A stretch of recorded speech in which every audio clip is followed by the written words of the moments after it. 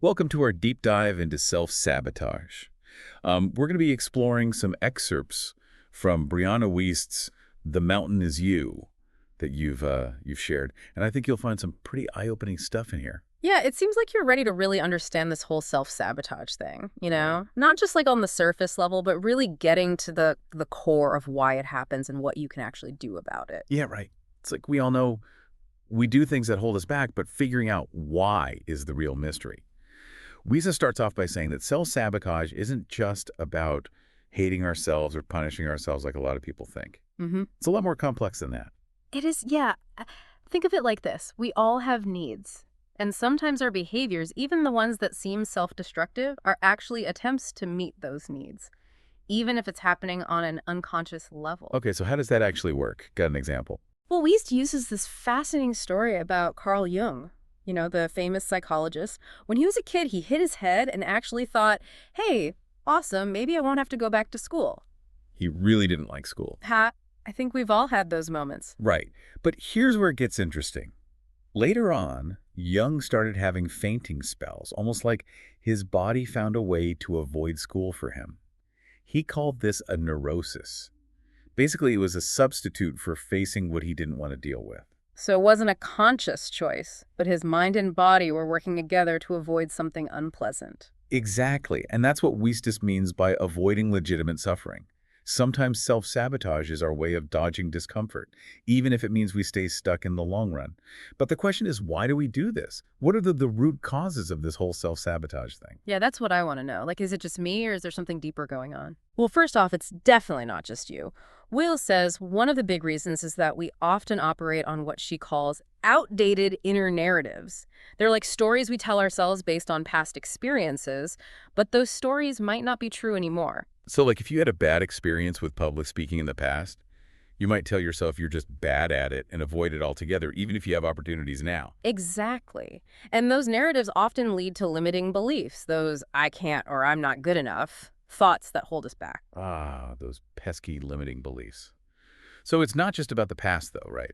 I feel like sometimes fear plays a big role, too. Absolutely. Wheelis talks about the fear of the unfamiliar, the fear of stepping outside our comfort zones, Hmm. even the fear of exceeding what she calls our upper limit of happiness. Upper limit of happiness. What does that even mean? It's like there's this level of happiness we're comfortable with, and if we start to feel happier than that, we might unconsciously sabotage ourselves to bring things back down to a level we can handle. So it's like we're scared of our own potential. That's kind of wild.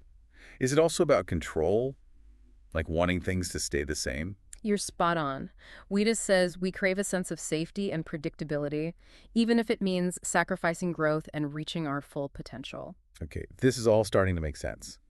But how do we actually spot self-sabotage in action?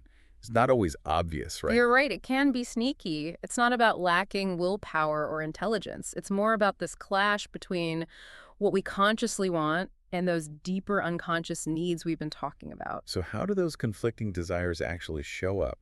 Can you give me an example? Sure, think about trying to stick to a diet. You might consciously want to lose weight, but unconsciously you might associate food with comfort and security, leading you to overeat. Or like wanting to start a business, but constantly finding reasons to procrastinate. Exactly. It's like a part of us is hitting the brakes even though we're flooring the gas pedal. And to figure out why we need to unmask those hidden needs that are driving our behavior. Winnie dives into this idea that our core commitments, those things we say are important to us, can actually be disguising deeper core needs. Can you unpack that a bit more? Absolutely. For example, someone who's overly committed to control might actually be masking a need for trust. That makes sense. It's like they're trying to control everything because they don't trust themselves or others to handle things. Exactly. Or someone who always needs to be needed might actually be longing to feel truly wanted and valued. And someone who constantly seeks external love might actually be lacking in self-love. Wow, that's like a whole different way of looking at things. So now that we're starting to understand these hidden needs, let's look at how they might be playing out in your life through some common self-sabotaging behaviors. Weenus has a whole list, but we'll focus on a few that might resonate with you. Sounds good. Let's dive in. So we've been talking about these hidden needs that can drive self-sabotage and how our core commitments can sometimes mask those deeper needs. Now let's look at some specific behaviors that might be ringing a bell for you. Yeah, let's get down to brass tacks. Wiest gives a bunch of examples, but I'm thinking about that thing you mentioned earlier about staying in unhealthy relationships. Mm. I've definitely seen that in my own life, and I'm sure a lot of people listening can relate too. It's more common than you might think. People hold on to relationships that are clearly not serving them, and it's often tied to that fear of being alone, like we were talking about before. Right. Or maybe they have this belief that they don't deserve better, so they settle for less than they truly want. Exactly. It's like they're seeking validation and security in the wrong places because those deeper needs aren't being met in a healthy way. Okay, so what about procrastination? I know I'm guilty of that one. I have big dreams, but I always seem to find ways to put things off. Procrastination is a tricky one because it can be tied to so many different underlying fears. What's fascinating here is that it's often not about laziness, but about avoiding something uncomfortable. What do you think you might be avoiding when you procrastinate? Hmm, that's a good question. I guess it could be a fear of failure. Like, what if I put in all this effort and it doesn't work out?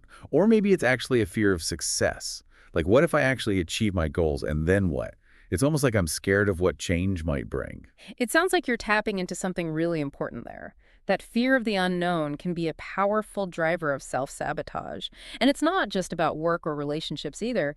Think about overspending despite having financial goals. Oh, yeah, that's another big one. It's like, you should be saving money, but you can't resist that impulse buy. And what do you think might be going on there? What need is that overspending trying to meet? I think for some people, it might be about trying to fill an emotional void with material things. Right. Or maybe it's about seeking a temporary sense of control in a world that feels chaotic. Those are great insights. And it could also be connected to societal pressures. That idea that our worth is tied to what we own. We're bombarded with messages telling us to buy more stuff to be happy. It's like we're trying to keep up with the Joneses, even if it means going into debt. And then there's that inner critic, that voice that tells us we're not good enough no matter what we do. Ah, yes. Negative self-talk. That one can be a real killer. It often stems from low self-esteem, maybe from past experiences of criticism or judgment. Or even just the fear of putting ourselves out there and risking rejection. Exactly. It's like that inner critic is trying to protect us from getting hurt, but it ends up keeping us small and preventing us from going after what we truly want. Okay, so we've covered some pretty common self-sabotaging behaviors. But Yeah. I'm curious, is there anything you personally struggle with or have struggled with in the past? I feel like it would be helpful to hear about your own experience with this stuff. Well, I'll admit I've definitely battled with my share of self-sabotage over the years. One that really stands out for me is staying in an unfulfilling location. I have this dream of living somewhere else, but I felt stuck for a long time. What do you think was holding you back? I think it was a combination of things. There was the fear of the unknown, of course. It was comfortable and familiar where I was. But I think there was also this deeper belief that I wasn't capable of creating a better life for myself somewhere else. Like you were telling yourself a story that wasn't true. Exactly. And once I started to challenge that story, to really examine those limiting beliefs, that's when things started to shift for me. So how did you finally make the move? Well, I had to do some serious soul searching. I started journaling, visualizing what I truly wanted, and talking to people who had made similar leaps. And gradually, that fear started to loosen its grip. I realized that I was stronger than I thought and that I deserved to create a life that felt aligned with my dreams. That's so inspiring. It sounds like you really had to tap into your intuition and emotional intelligence to navigate that whole process. Absolutely, and that's what Wiest emphasizes in the book. She talks about how self-sabotage is often linked to low emotional intelligence. So it's not just about being smart or having willpower. It's about being able to understand and manage our emotions in a healthy way. Exactly. It's like having a toolbox full of skills for navigating the ups and downs of life. And Weiss gives us some key tools to add to that toolbox. First, she says it's crucial to recognize and validate our feelings, even the uncomfortable ones. Yeah, that can be tough. It's much easier to just push those feelings down and pretend they're not there. But ignoring them only makes them stronger. It's like trying to hold a beach ball underwater. It's going to pop up eventually, and probably with more force than if you had just let it float. So we need to acknowledge those feelings and give them space to exist. Exactly. And then once we've acknowledged them, we can start to detach from worry. Weiss suggests understanding the root cause of those worries and practicing mindfulness to create some distance between ourselves and those anxious thoughts. So it's not about suppressing or ignoring our emotions altogether, but rather learning to observe them without getting swept away by them. That's a great way to put it. And this leads to another important concept: Microshifts, not breakthroughs, are the key to lasting change. That makes sense, but it also sounds like it requires a lot of patience. Any tips on staying motivated when those small changes feel, well, small? It's all about celebrating those wins no matter how tiny they seem. Remember, you're rewiring your brain, and that takes time and consistency. Think of it like building a muscle. You wouldn't expect to bench press 200 pounds on your first try, right? You start small, gradually increase the weight, and celebrate each milestone along the way. That's a great analogy. So we're starting to see how emotional intelligence can help us break free from self-sabotage. But what about the baggage we carry from the past? How do we release those emotional experiences that might still be holding us back? Wiest offers a really interesting technique for that. She suggests visualizing your older, healed self, offering wisdom and guidance to your younger self during a past traumatic event. So it's like time traveling back to that difficult moment and giving our younger selves the support and understanding they needed back then. Exactly. It's about reframing those past experiences with compassion and offering a new perspective to that younger version of ourselves. That's such a powerful idea. But how do we actually do that? It sounds kind of abstract. Wiest suggests finding a quiet space where you can relax and close your eyes. Then bring to mind a specific event from your past that still feels charged or unresolved. Once you have a clear picture of that event, imagine your older, wiser self stepping into the scene. See that older version of yourself approaching your younger self with love and compassion. What words of comfort or guidance would your older self offer? What would they want your younger self to know?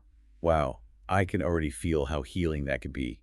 It's like rewriting the narrative of our past with more empowering and loving lens. It is. And it allows us to release some of that emotional weight we've been carrying around. And once we start releasing the past, we can turn our attention toward building a new future. And how do we do that? Where do we even begin? Wiest emphasizes connecting with our most powerful selves through visualization. So we're not just daydreaming here.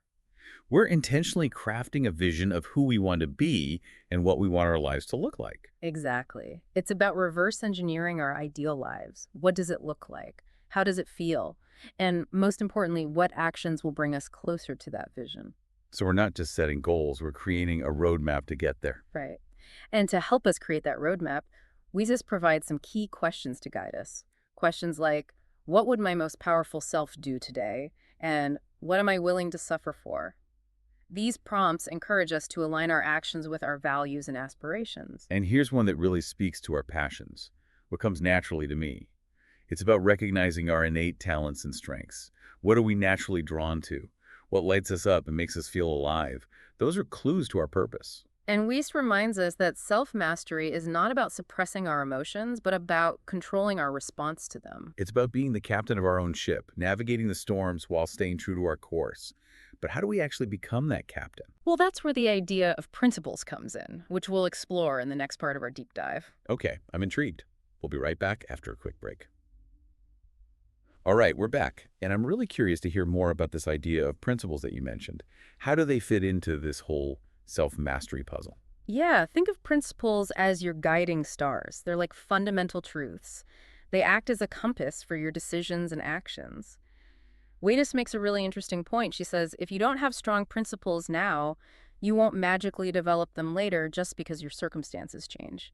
So it's not about waiting for the right time or the perfect situation to get your act together. Yeah. It's about establishing those core principles now and letting them guide you through, thick and thin. Exactly. It's like building a solid foundation for a house.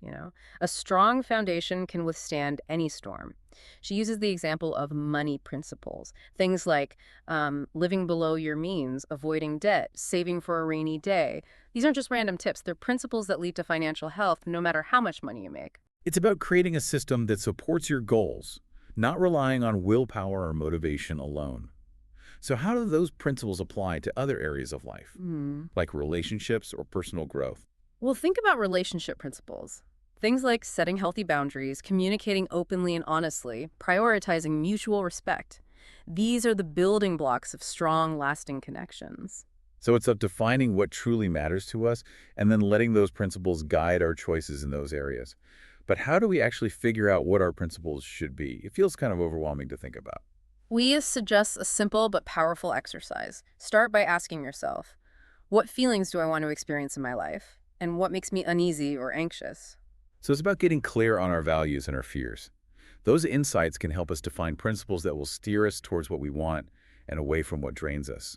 Exactly. If you value strong, supportive relationships, you might adopt a principle of prioritizing quality time with loved ones. If financial security is important, you might embrace the principle of living below your means. It's like creating a personalized roadmap for our lives based on what truly matters to us. That makes a lot of sense. But I'm also wondering about the role of purpose in all of this. Wyeth talks about purpose, but she defines it in a way that's a little different from what we usually hear. It's not just about finding that one big thing we're meant to do in the world, right? You're right. She emphasizes that our purpose is, first and foremost, to simply be here. Our existence has an impact, even in ways we might not fully see. That's a beautiful way to think about it. It's a reminder that we all have a role to play, that our lives have meaning and value regardless of our achievements or status. Exactly. And she challenges the idea that purpose should be tied to a specific job or role. What happens when we retire or our circumstances change? Our sense of purpose shouldn't disappear with those shifts. It's about finding that deeper meaning that transcends our external circumstances. So how do we tap into that deeper purpose? She suggests asking ourselves some thought-provoking questions. Questions like, what and who is worth suffering for? And what comes naturally to me? Those are powerful prompts. It's about identifying our passions, our values, and those things that bring us a sense of fulfillment even amidst challenges. It's about connecting with that inner compass that guides us towards what truly matters. And it's about recognizing that self-mastery isn't about becoming perfect or achieving some unattainable ideal. It's about embracing our imperfections, celebrating our growth, and continuing to strive towards becoming the best versions of ourselves. It's about progress, not perfection. And it's about recognizing that the journey itself is the destination. This mastery isn't about control in the sense of suppressing our emotions. It's about controlling our response to those emotions, choosing how we act, and ultimately creating a life that is aligned with our values and aspirations. It's about becoming the authors of our own stories, rewriting those limiting narratives, and claiming our power to create a life that feels authentic and fulfilling. I don't know about you, but I'm feeling really inspired right now. Me too. I think the key takeaway here is that self-sabotage is not the enemy. It's a signal. It's a call for deeper self-understanding. It's an invitation to align our actions with our true desires. So if you're listening to this and you're struggling with self-sabotage, don't beat yourself up about it. Use it as an opportunity to learn, to grow, and to step more fully into your own power. Remember, you are capable of amazing things. And the journey to self-mastery is a lifelong adventure. Embrace the challenges, celebrate the victories, and never stop exploring who you are and who you can become. Thank you so much for taking this deep dive with us today. We hope you found some valuable insights and tools to help you on your own journey of self-discovery. Until next time, keep exploring, keep questioning, and keep believing in yourself. You've got this.